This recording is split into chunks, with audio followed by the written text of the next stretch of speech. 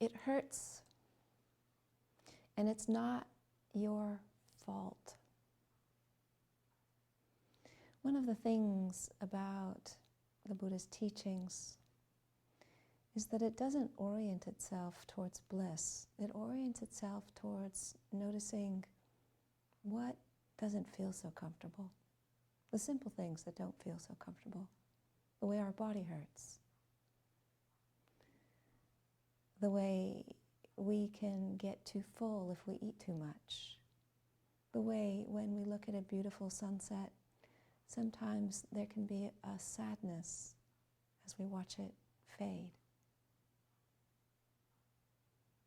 You know, the challenge of getting older, of losing our capacity to see clearly or hear clearly, how much harder it is to get up out of a chair or to have balance when you walk.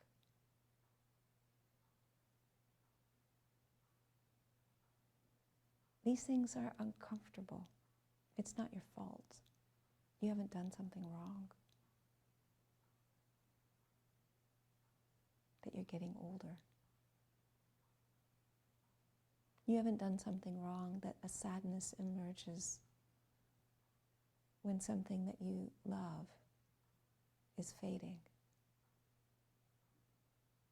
It's not your fault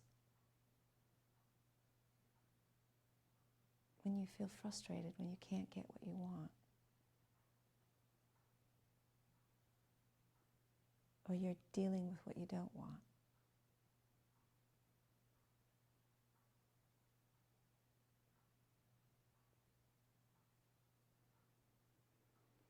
And so this whole way of looking at life, not in terms of the ultimate, not in terms of the mystical realm, but in terms of what is ordinary, really helps us ground our attention. That there are things that just simply hurt. So different ways of looking at this is that there's the simple hurting of physical and emotional pain. And we can see that. You know, we can see that when our knees are inflamed,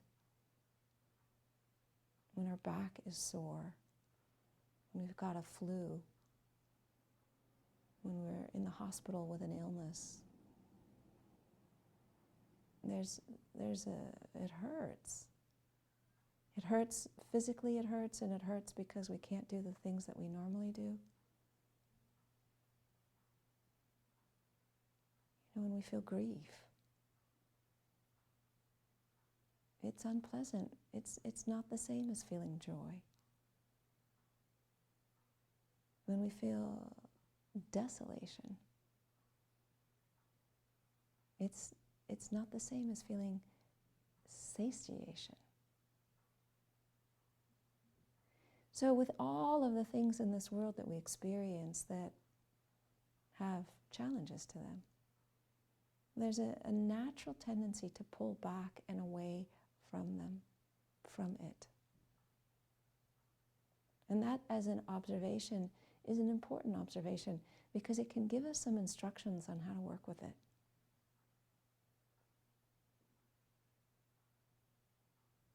Then there's the kind of hurting that things change. That even stuff that's fabulous, even things when they're going well, that kind of aching sadness around the edges that it's not going to last. So that's true even when things are fabulous. You're at the top of your game.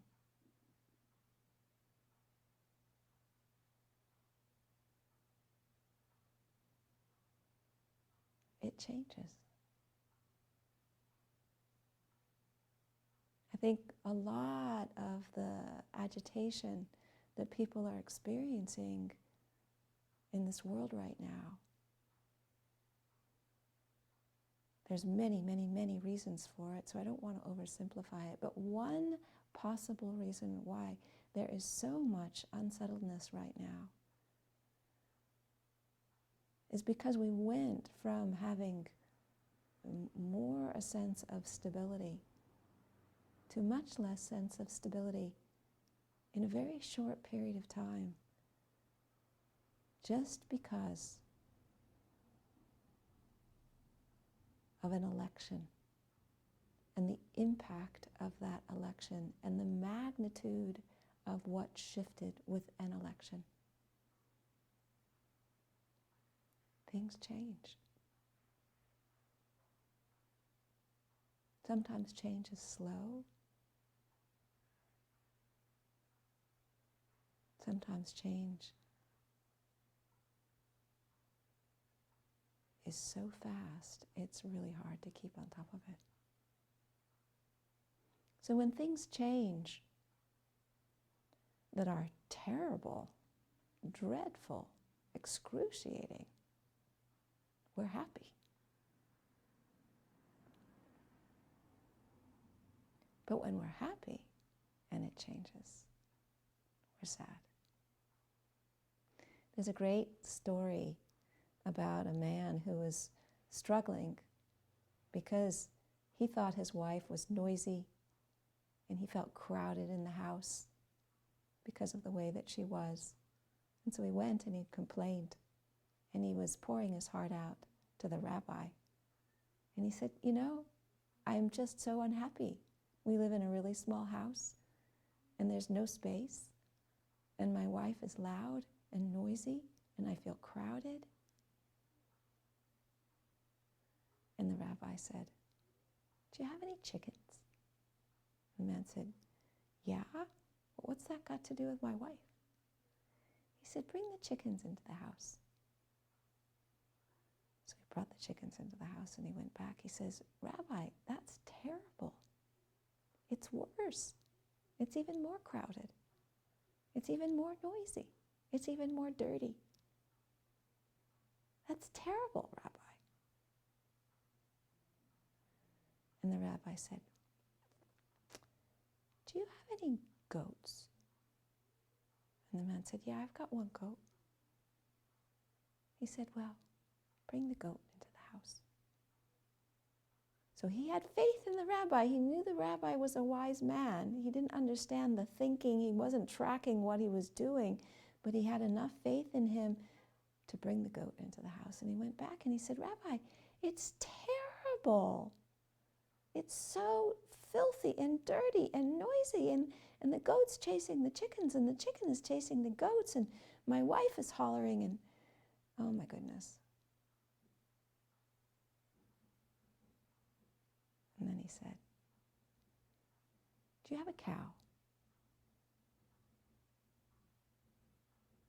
So he went home and he brought the cow into the house, and it was so horrible. It was so terrible. There was no space for anybody. There was feathers and excrement everywhere. And he went back and the rabbi said, now let them all out of the house. Let out the cow, let out the goat, let out the chickens. And he came back the next week and he said, Rabbi, it is so peaceful just living with my wife in the house. Thank you so much. Thank you so much.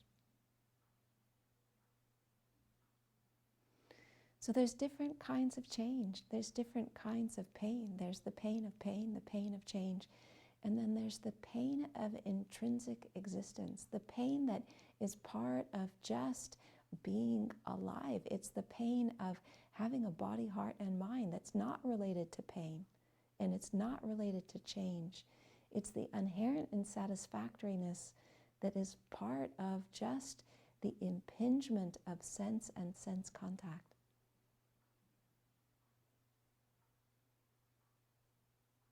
About the effort that is needed just to keep the whole thing together.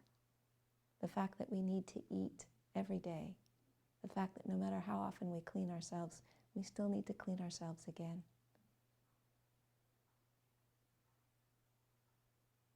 It's the efforting. It's the formations that come on top of our basic existence. And so, yes, sometimes in life things hurt, but it's not your fault. And when we understand and are able to pay attention to the different ways we experience dukkha or unsatisfactoriness, then that can help us focus our attention in the way that allows us, just like the man and the rabbi, to recognize how incredibly peaceful it is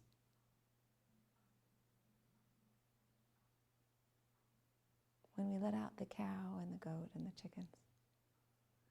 So it's not a camouflage. It's not a sugarcoating. It's a way of focusing on what hurts in order to see what doesn't